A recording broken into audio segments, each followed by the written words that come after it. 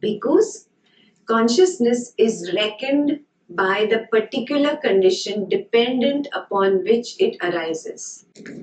When consciousness arises dependent on the I and forms, it is reckoned as I consciousness.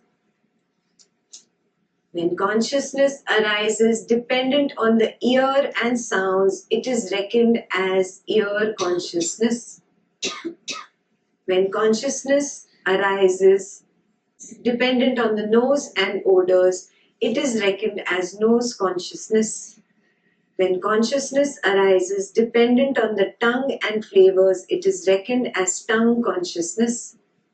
When consciousness arises dependent on the body and tangibles, it is reckoned as body consciousness. When consciousness arises dependent on the mind and mind objects, it is reckoned as mind consciousness. Just as fire is reckoned by the particular condition dependent on which it burns. For example, when fire burns dependent on logs, it is reckoned as log fire.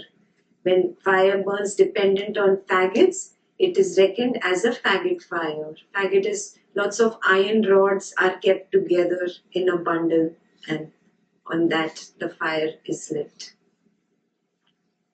When fire burns dependent on grass, it is reckoned as grass fire.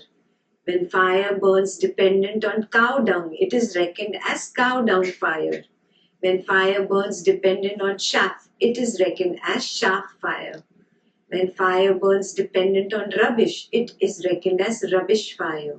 So too, consciousness is reckoned by the particular condition dependent on which it arises. When consciousness arises dependent on the I and forms, it is reckoned as I consciousness.